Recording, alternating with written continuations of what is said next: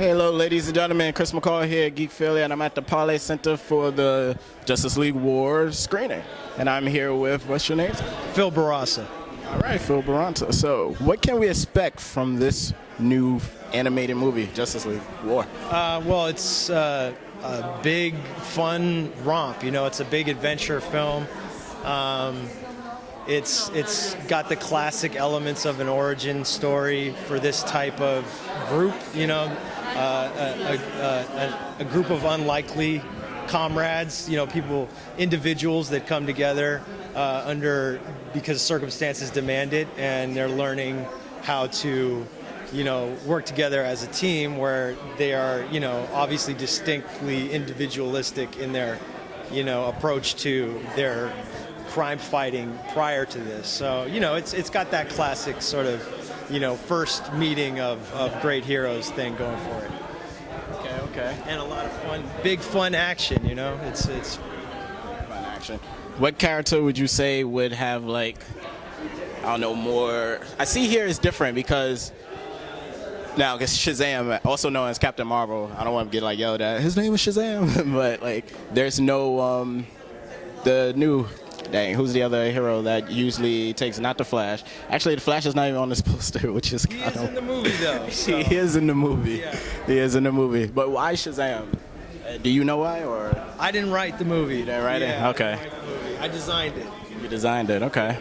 So what kind of designs would you say that's different from the comic book Shazam, or is most of it, you took from the comic book, the designs of his costume? I always look at the comic books for inspiration. That's the source material, that's the original medium. But, as far as my job, it's to take that inspiration, take those influences, be they classic influences or contemporary. In this case, we have contemporary stuff, reinterpreted the lens of the New 52, but it's based on, classic icons. They haven't changed that much. So, I always look at the comics as a source of inspiration and reference, and then primarily my job is to adapt it for the medium of animation, which requires a great deal of economy of line and detail. And, sometimes it's hard for me to remember what was in the comics and was exactly like that in the comics, and we just redrew it, and it becomes difficult to remember. What did we uniquely add to it? Ideally it's a mix of both. Trying to get the most out of the source material, the inspiration, and adapt it to a new medium. Yeah. I do like all the costumes. Now, one of the costumes that really do stand out is probably Wonder Woman's costume, because hers is actually different from the New 52's comic. So what went into that? Like, what was the change? I like it, though. Personally, I like it. Yeah, I can't remember what the inspiration was to do, a different look, but I just felt like she, I think it was, she's athletic and she's powerful, and I wanted something that reflected that, and I wanted her to look like a warrior, but still feel like a superhero. So, I think with a lot of these characters, you just have to hit the big landmarks. You know what I mean? The tiara and the emblem on the chest, and then you're kind of, and the bracelets, and then you're kind of free to infuse some of your own influences and stuff like that. And luckily, James Tucker, the producer, loved the design, and DC went for it. They dug it. You're always, sometimes you're taking a chance when you're changing something and it's a dramatic change, but again, our relationship with DC is very collaborative, and they allow us a great deal of latitude when it comes to interpreting their stuff, as long as we're faithful to the core themes of the character. All right, well, thank you very much. I can't wait to see this movie and all the whole costumes. I'm sure I will. Okay, I hope so. Awesome, great. Thank you. No problem. I'm Jay Oliva. Jay Oliva, and you are the director of this Justice League War, right? Yes. All right, awesome. So, actually, I'm a little bit confused, actually, what goes into directing an animated film. So maybe you can just drop some knowledge on me. It's the same thing with a live-action film. The director has to, basically, I get the script from the writer, and then I have to figure out, all the choreography, all the shots, the color palette. I'm the kind of like the guy who kind of steers the boat, so to speak, so that it doesn't crash. And of course I've got an amazing crew. I've got Phil Barassa doing the design, so him and I spoke a lot about like what we wanted to do design-wise, and then I have a crew of storyboard artists that I have to kind of tell them like this is what I want the sequence to kind of feel, and so that's kind of what the director does. And I'm also at the voice records with Andrea, and we'll talk about like whether the delivery is the way that I need it for the performance. So it's a lot of stuff that we end up doing as a director.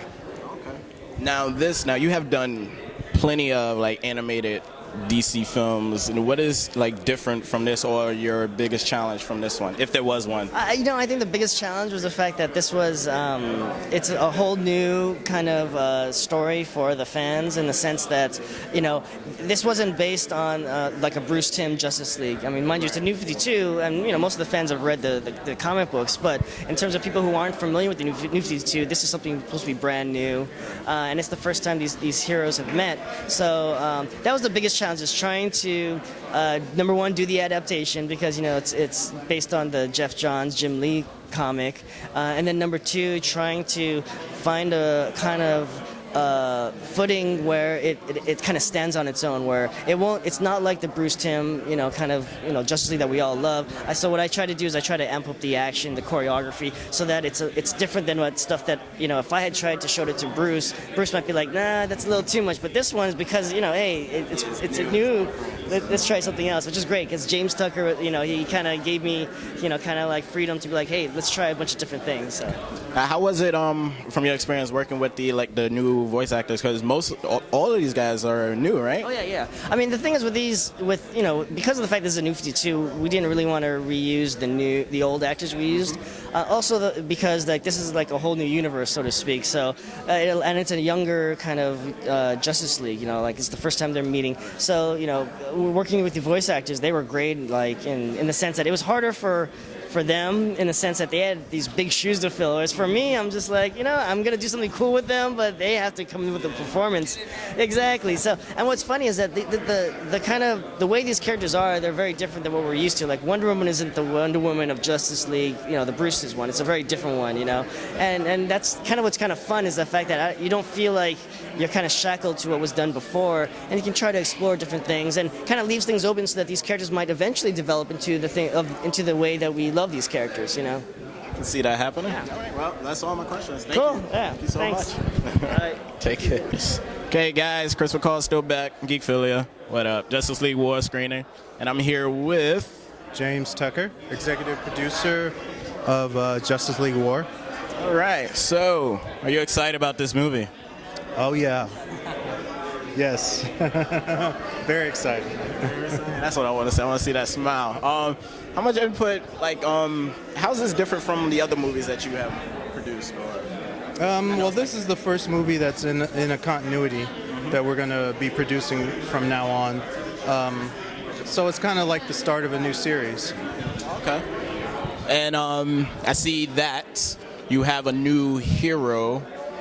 Maybe you could tell me a little bit about that guy. Not really new. Everybody knows Captain Marvel, a.k.a. Shazam. People call him different. I don't want to get yelled at. Right. Yeah, no, we put Shazam in it. He's a cool character. We like him. What else do you want to know? Okay, now I know Aquaman isn't in this. There are some Aquaman fans. I know, right? That's crazy. I can't even go by this. Because Flash is not on this poster. Exactly. But I know Aquaman is actually getting his own movie. So I guess we'll see him. Maybe you can tell us, will he eventually join the Justice League later on, or is that like a shh? That's a spoiler, so yeah.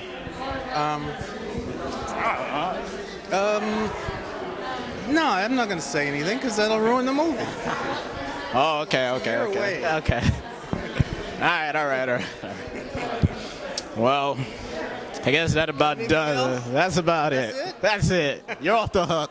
Okay. All right. Thank you so much. I appreciate it. Now, how do you pronounce your last name, actually? Gorham.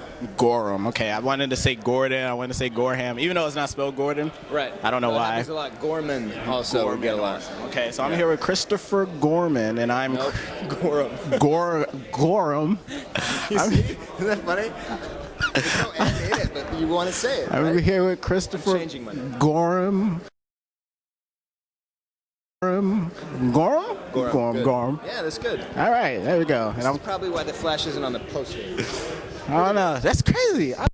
Show me your t-shirt. Did you show me your t-shirt? Yeah, representing the Flash today. That's what I'm talking about. Because I saw it, and I'm like, he's not even on the poster. So I had to run home It's messed up. in the snow and get my... If it wasn't snowing so hard outside, I'd be out of here. How you doing today? I'm great. Okay. How excited were you to know that you would be playing the Flash? I was really excited. I grew up a fan of the original Justice League cartoon, so I was really excited to be a part of this movie. That's cool. Actually, I have like a list of questions. If I could find my handy dandy book here. It's not long questions. There you go. I already asked you that one. What can we expect from the Flash in this movie, if you know? Or if you can tell me a little bit without giving the movie away. Listen, I don't want to say the Flash steals this film, but he might. Listen, he does. He steals. Just fast forward through all the other stuff. I really don't know what else happens in the movie, but or maybe slow-mo it because he moves really quickly. I am pretty sure I know now what happened to the Flash in this. He stole the show, so they was like, he doesn't need to be on the poster because he's just gonna steal the show. We'll just remove him. All right. Now you have voice acting experience, like you've done like other films. I've done a couple of things. So was this like different, or like did you feel like in a comfort zone when you was? Well, you know, in the thing that was different about this is that Michelle Monaghan and I recorded together, because a lot of times you just record by yourself. Mm-hmm. Sometimes it's the whole cast. Right. Most of the time you're there alone. So this was really nice to be in the room with Michelle and be able to bounce ideas off of each other and react to what each other was doing. Okay. Wow. That's good. You know, I can actually see you as a Flash. Yeah? Like the real Flash, yeah. Thanks. Barry Allen. I don't know. I tell you what, my body never looked better than it does in this movie. I'm sure if I was in here too, I might as well. You can't see it here, obviously. Right. Well, I appreciate coming over here and talking to me, answering my questions and whatnot. So thank you. Nice to meet you. Nice to meet you too, Chris. All right, guys, and that is all. Chris McCall here from Geekphilia, and I'm about to watch this screening.